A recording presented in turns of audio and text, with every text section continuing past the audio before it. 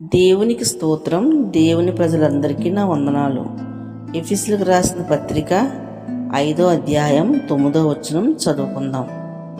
వెలుగు ఫలము సమస్త విధములైన మంచితనము, నీతి, సత్యమును వాటిలో కనబడుచున్నవి. క్రీస్తుని ఎరుగక మునుపు మనం చీకటి వారి వలె నడిచాము.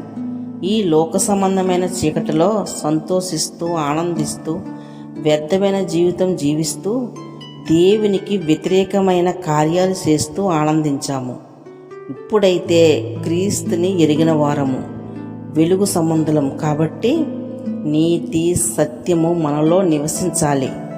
పూర్వము లోకానికి చీకటై ఉన్నాము, ఇప్పుడైతే క్రీస్తునందు లోకానికి వెలుగై ఉన్నాము కాబట్టి లోక సంబంధమైన క్రియల్లో ఏమాత్రము పాలు పొందుకోకూడదు, వాటిని విసర్జించాలి. ప్రతిరోజు సూర్యుడు ఉదయిస్తే వస్తున్న వెలుగు ప్రతి మానవుల భౌతికమైన నేత్రాలకు వెలుగునిస్తుంది. కానీ క్రీస్తు ద్వారా వచ్చే ఈ నిజమైన శాశ్వతమైన వెలుగు ప్రతి మనిషి మనోనేత్రాలు వెలిగించి నిత్యమైన వెలుగులో నడిపిస్తుంది.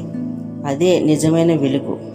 క్రీస్తు అనుగ్రహించే జీవం మనుషులకు వెలుగై ఉన్నది, కానీ ఆ వెలుగును కనుగొన్నవారు కొందరే. ఈ నిజమైన వెలుగు ప్రతి మానవ హృదయాన్ని తడుతూ ఉంది, కానీ దాన్ని గ్రహించేవారు లేరు. ఈ యుగ సంబంధమైన దేవతలనే వాళ్ళు, దేవుళ్ళనే వాళ్ళు మానవుల మనోనేత్రాలకు గుడ్డితనం కలగజేస్తున్నాయి. కాబట్టి సత్యాన్ని ఎరుగక, దాన్ని తెలుసుకోక ఎంతోమంది చీకటిలోనే జీవిస్తూ వాళ్ళ జీవితాలు చీకటిలోనే ముగించబడుతున్నాయి. కడకు ఆ చీకటికి దారి నరకం కాబట్టి దానిలోకి ప్రవేశిస్తున్నారు. ఆదియందు వాక్యం ఉన్నది, ఆ వాక్యమే దేవుడై ఉన్నది. ఆ వాక్యం ఈ లోకానికి వెలుగై శరీరధారిగా మనుషుల మధ్య నివసిస్తుంది. కానీ ఈ లోకంతో పాపంతో నిండిపోయిన దుష్ట జనాంగం దాన్ని గ్రహించకుండా వ్యర్థమైన వాటి యందు నడుస్తూ వెలుగుని త్రోసిస్తున్నారు, విసర్జిస్తున్నారు. ఈ వెలుగు తండ్రి వలన కలిగిన అద్వితీయ కుమారుడైన యేసుక్రీస్తు. ఆయనే ప్రతి మనిషిని వెలిగించే నిజమైన వెలుగు. ఆ వెలుగులో నడిచేవారు ఇక ఎన్నడూ చీకటిని చూడరు. ఆ వెలుగే దేవుని మహిమై ఉన్నది.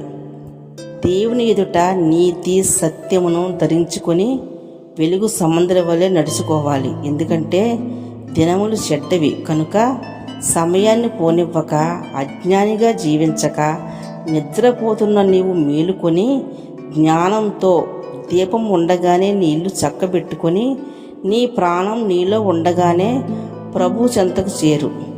ఆయన నీ హృదయం అనే తలుపు వద్ద ఉండి తడుతున్నాడు. నీవు ఆ తలుపు తీస్తే ఆ ప్రభు నీలో నివసిస్తాడు. ఆత్మపూరులుగా ఆ ప్రభుతో నీవు ఆనందిస్తావు. లోకంలో ఎక్కడా లేని నిత్య ఆనందంతో నీవు జీవిస్తావు. తరతరాలు యుగాలు ఉండే నిత్యమైన వెలుగులోకి ప్రవేశిస్తావు. దేవునికే మహిమ కలుగునుగాక. ఆమేన్.